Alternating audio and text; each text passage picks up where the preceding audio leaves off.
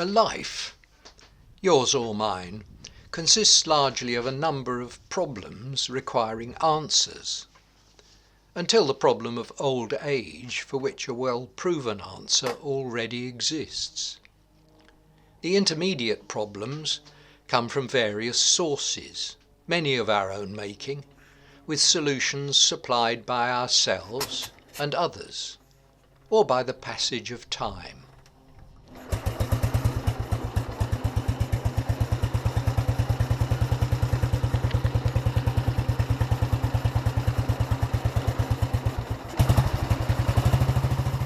In June 2022, I set off in search of problems en route for a Panther event organised by the Flatlands section of the POC.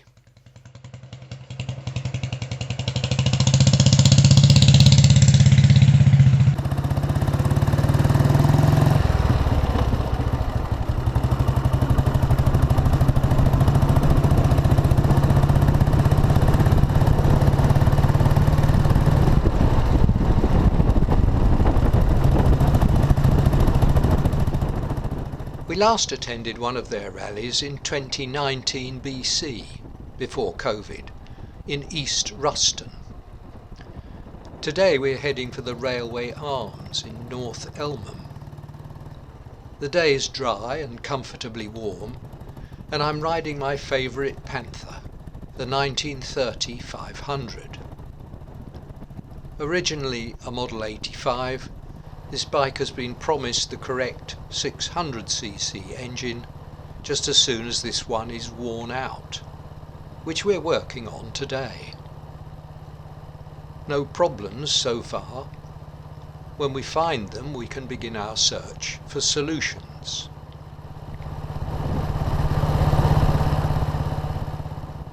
I hope you'll enjoy the ride and forgive my sartorial blunder. Brown gloves with a black leather jacket.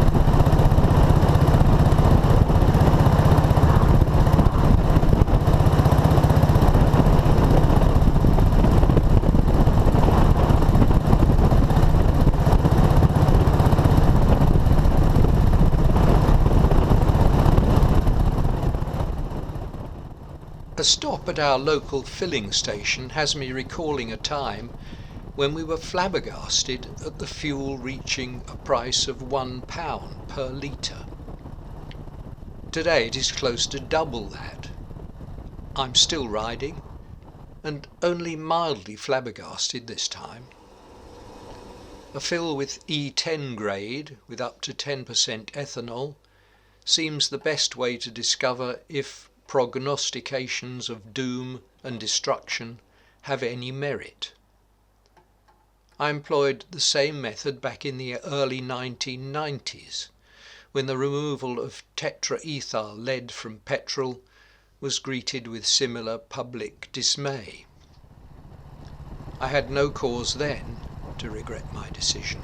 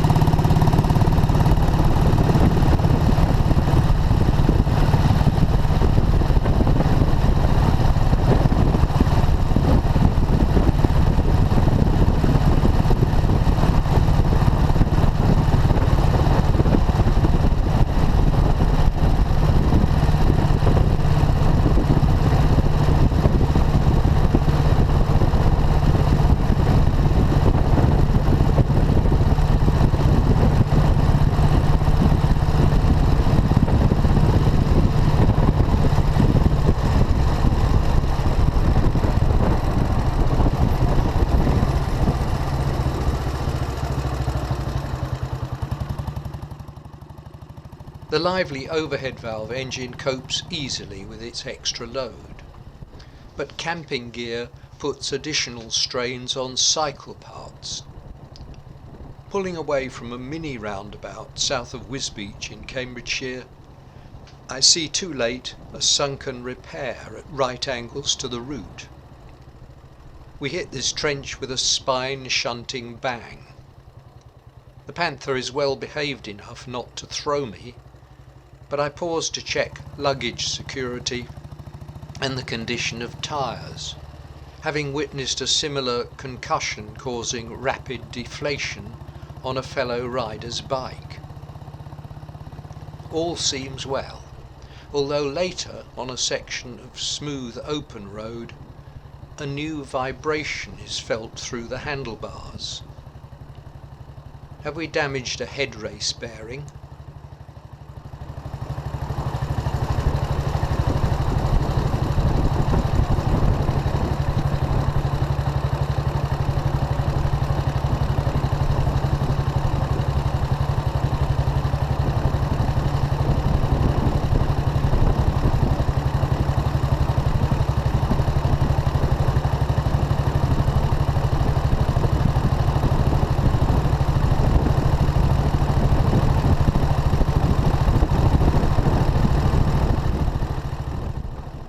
When I stop later to top up the tank so that I'm prepared for the following day's run, I am disappointed to find that the central spring on the Brampton forks has snapped.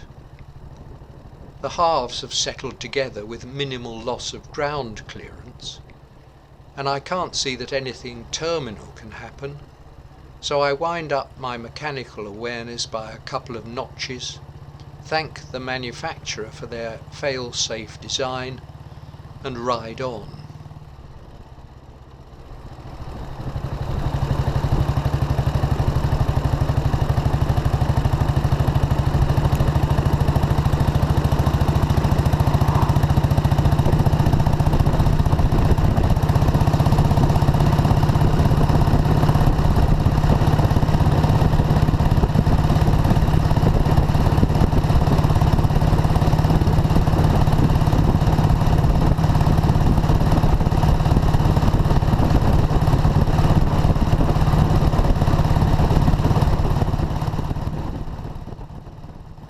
Beyond the town of King's Lynn, I pick up one of my favourite cross Norfolk rides, the B1145, and settle into its sweeps and glides and punctuation of sleepy villages.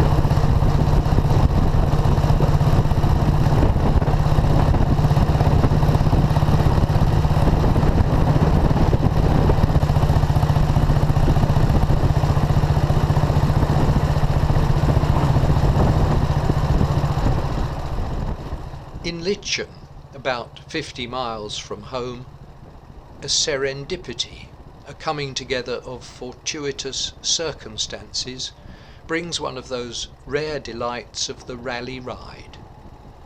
Encounter with a Panther traveller on the same trajectory.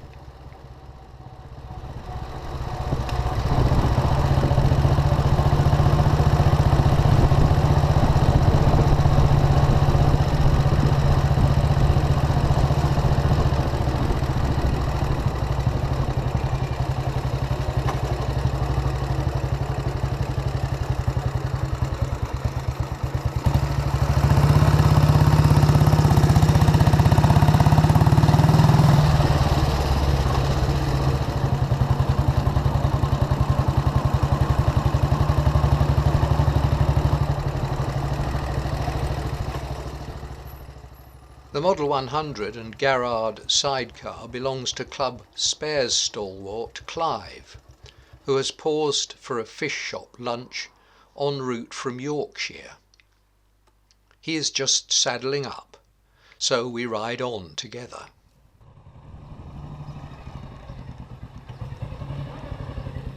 That's right, yes. How are you? Right. I recognised you. Stop for a fish and chips. Okay, you've had it, have you? That was lunch. Yes. All right. And breakfast. Good. All right. Move on. Carry on. Yeah.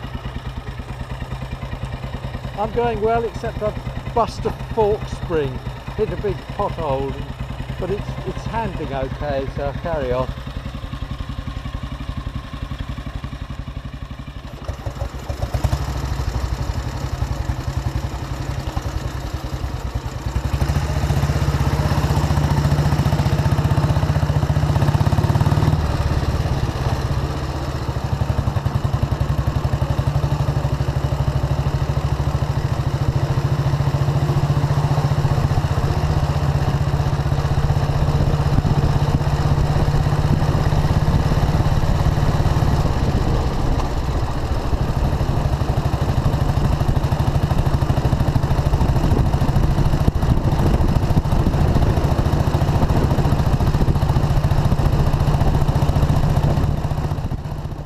Watching Clive in my rear-view mirror, I am conscious of the very different skills required when riding an outfit.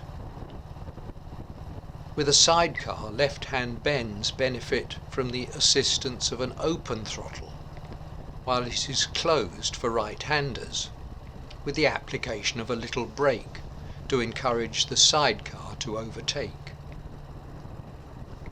Rally co-organiser Will later describes an exciting ride close behind a Dutch Panther owner with the appropriate right-hand mounted chair, where their needs in corners were exact opposites.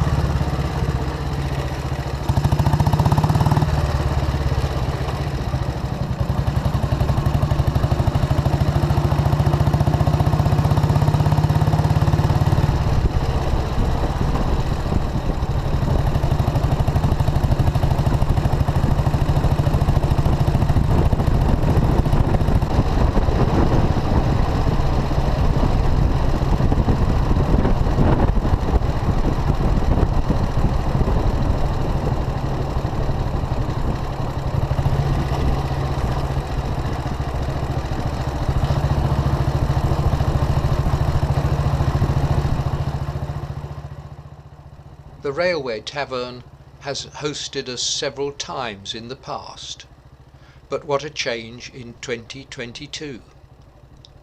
Here's the site 10 years earlier, when I was there on the Model 35 Villiers Panther. New owners have since cleared and resown the camping field, and the pub has a new restaurant room at the back. Later, Grumpy Gordon North, who can deliver a put-down with more charm than anyone I know, will pose the rhetorical question, how do you make a small fortune running a pub? Start with a large fortune.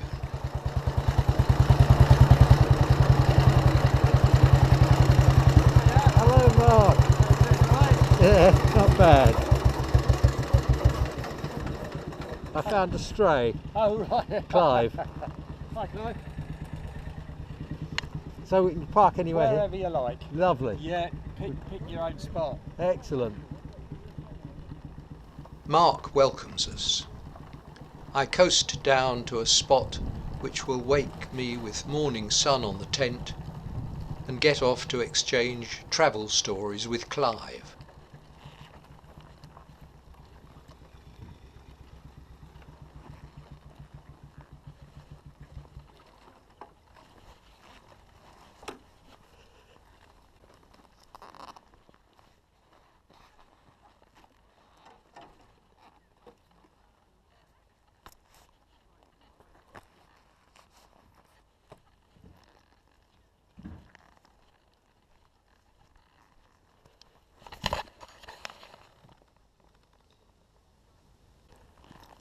Nice to see you, Clive. Yes, Jonathan.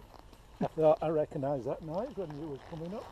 What you saying? As well. Spring But snaps? yeah, hit a huge, great pothole. Fair, no, that's You know, last moment, so it wasn't going very right, quick, but yes.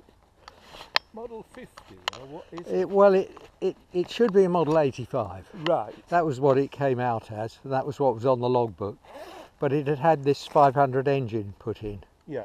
and I've probably been talking to you about this engine, haven't I? Well, yeah, because I did Chris O'Connor's, Okay, yes, which was a Model 50, Yeah. which just looked like this. yes, yeah. And because what threw me was that flaming clutch cable. Oh, yeah. We have exchanged messages recently about the way in which the clutch cable connects on the Sturmey Archer box, with its inner anchored and static, while the outer sleeve moves the lever. Was there more imagination in past designs? The Bowden control on my Red Panther pulls inner and outer apart with back-to-back spirals in the straight pull twist grip. Yeah, Well, that one, the Sturmey Archer box on this one. yeah, the one that Chris had, it's more like a Red Panther with the gear here, Okay, yes, and it yeah, went straight. I can't remember. yeah. But, They seem to make such a lot of changes around that time. They must have been putting but it great was a effort. 3-speed, and it was just Okay. really perfect Yeah, yeah, in every gear. yes, yeah. I think this is really well chosen. And I bought a, well, it was a 1937 girder fork, Yeah, foot change. Yeah. And I thought, yes, because I liked Chris's when I rode it. yeah. And I did it up and no, I didn't like it at all. Oh, This didn't suit me, okay, no, so no. I swapped it for that one. Right, yeah. Yeah, that lovely sidecar. 25 to 2, yeah, very good. Well, I set off Good about time. half 8. Okay, yeah. But Sutton Bridge.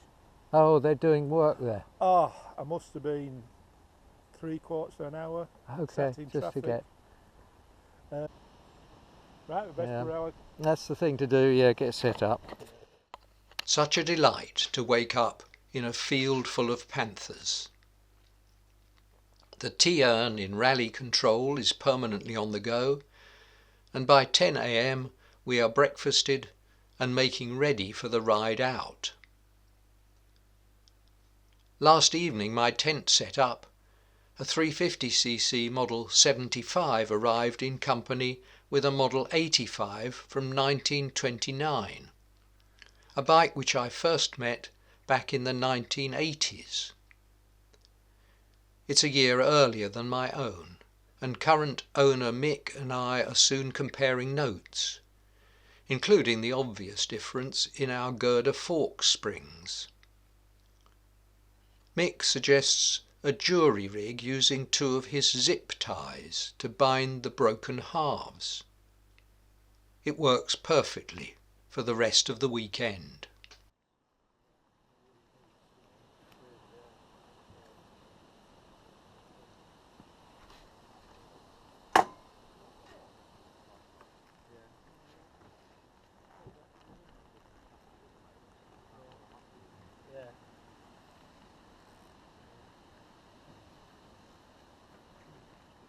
So what do you reckon then? I'm going to ride up to the top. Yeah, all right. Oh, that sounds Promising.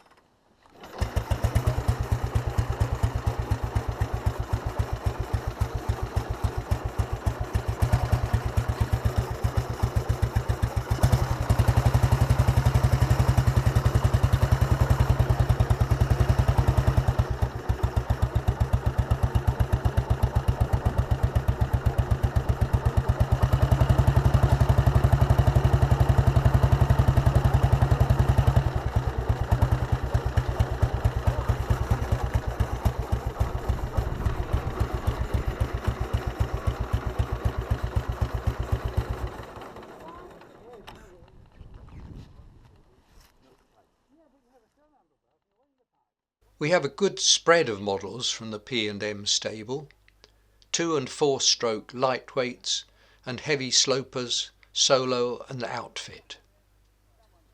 A third pre-war 600 belongs to local member Ian.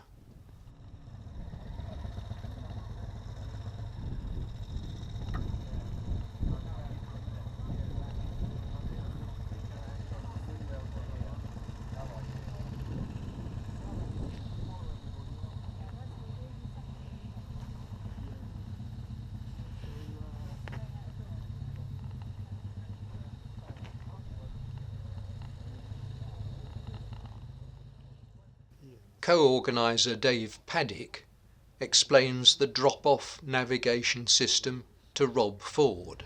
The second person goes round the, say you turning left, Will turns left, you turn left, you wait on that corner, right? And you wait for everybody will come round you and you're sort of pointing them down that road, right? And then when you see a sidecar coming, you pull out. Of the bloke that's at the other junction. Yeah, but you don't stay there for the rest of the day, you know, you are allowed to go, you know. So when you see a sidecar coming, you hammer out in front of it and then you get going again.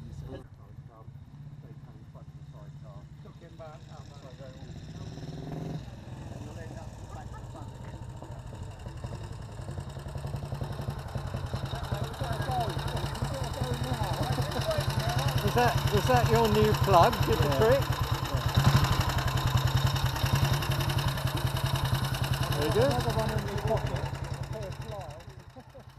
Mick's Model 85, reluctant to go last evening, is tempted with a new spark plug. And Will leads a run east and north up the coast to Walcott for lunch overlooking the sea.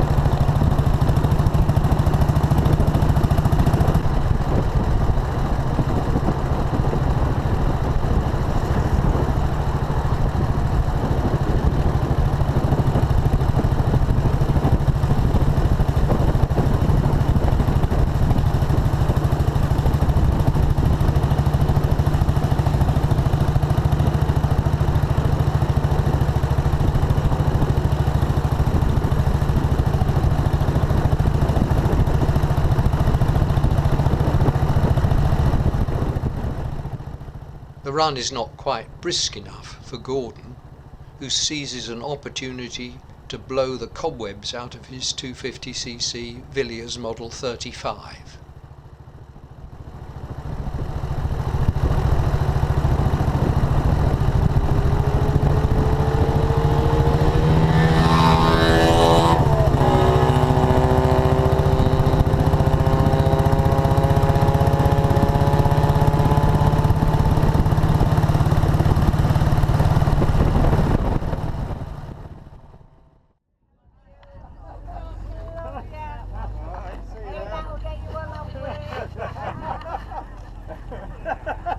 Chatting up the locals. Oh, yeah. Look forward again, Yeah. 5 minutes, you're in there already. Can't Got leave their them phone alone. numbers. Refreshment taken, we roll inland to North Walsham and the Norfolk Motorcycle Museum, a rust and dusty hands-on collection of around 150 motorcycles and associated paraphernalia.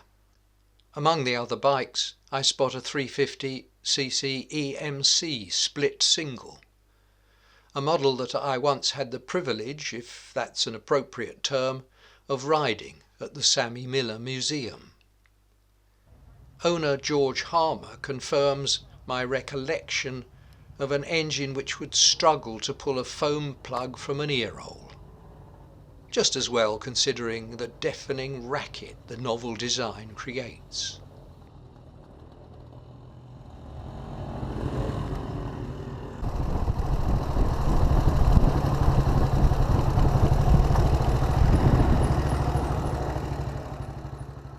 Heading back to camp, we stop briefly at eye-popping Booton Church, which one writer described as an exuberant oddity. I have no argument there. Then it's back for tea and a chance to get spruced up for the evening. Our meal, which would not have disgraced a Roman banquet, was laid on by the pub at a fixed per head price expertly negotiated by Anne-Marie. "Eat it all," Mark commanded us. "You paid for it." Sunday brought another fine morning, the pub supplying cooked breakfasts for those who had sufficiently rekindled their appetites. A chance to pack up and load tents in the dry is always welcome. As we take our leave, Mick tells me he may be able to help with a fork spring.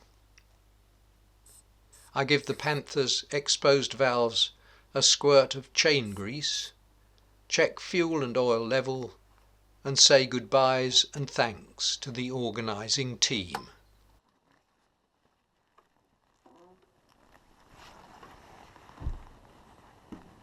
I shouldn't look really. I won't look. See you again. Cheers.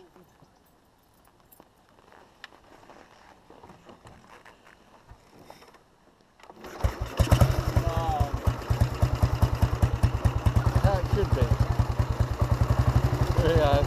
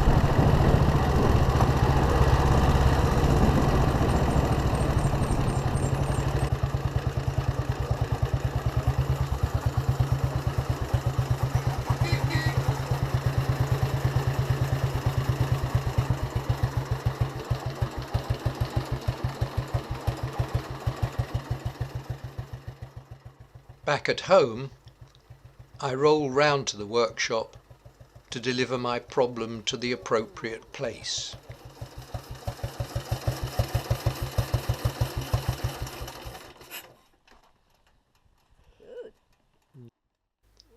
Angie, who appears to deliver tea and sympathy, quickly spots an odd item in my pannier. Yes, that's something very exciting, that is. I'll show you in a bit. It's a copy of Grumpy Gordon's commemorative board installed at the site of the old P&M factory in Cleckheaton. Bike looks like at the end, with its broken spring. You can see it. Next day an email arrives from our rallies and events coordinator, Jenny, passing on a message from Mick, who has the solution to my problem: a spare spring for the Brampton forks. A couple of days later the postman delivers a parcel, and since there is little more galling to me than putting away a disabled bike only to rediscover its condition when I next go to ride, the Panther is already on the bench, its rear wheel secured. Out with the spanners and disconnect the brake cable, undo wheel spindle nuts and drop the wheel and tyre into the bench opening. I take off the headlight and front mudguard too, because experience shows that trying to economise on dismantling results in awkwardness, the possibility of damage, and often an eventual retracing of steps.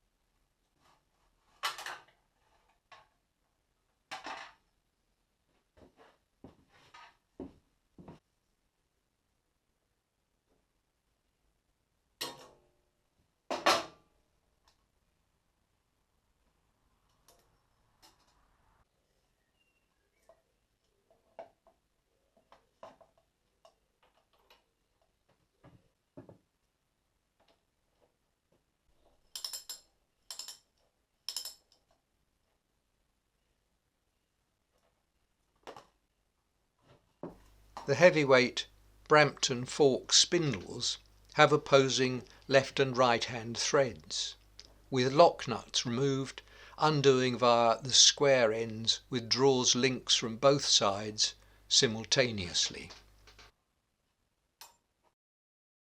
For comparison, these part-complete lightweight web fork spindles from the Red Panther are shouldered at one end with a plain hole, the opposite end threaded for adjustment, with a lock nut. In both makes, knurled washers act as telltales, the links nipped up until it is still possible to revolve the washers, but with no side play.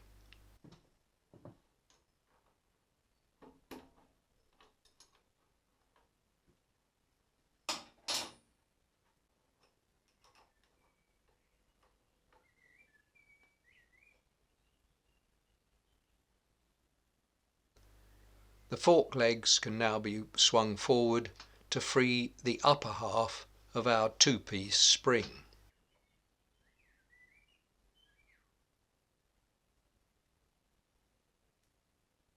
Removal of the lower half presents a new problem. It screws into the fork with a locking nut, which is too thin for a standard spanner. A poke about in my toolbox turns up no immediate solution.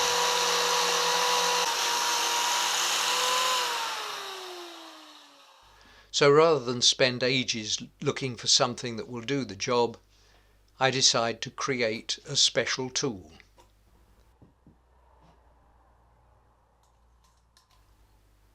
A vernier caliper gives me the size. I find a rusty but otherwise perfect piece of steel, wire brush it and mark out with square and scriber.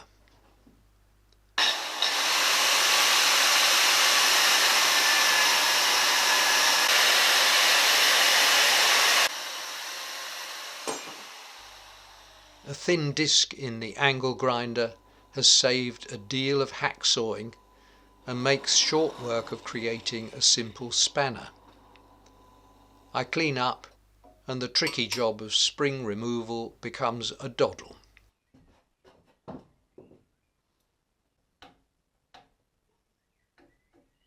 All we'll need is a new nail to hang our special spanner on the wall.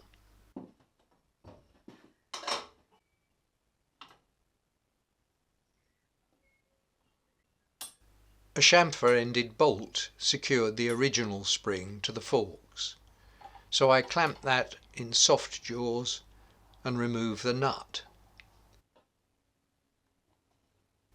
It assembles from inside, and the coils on the new spring must be deformed by bending to let it through.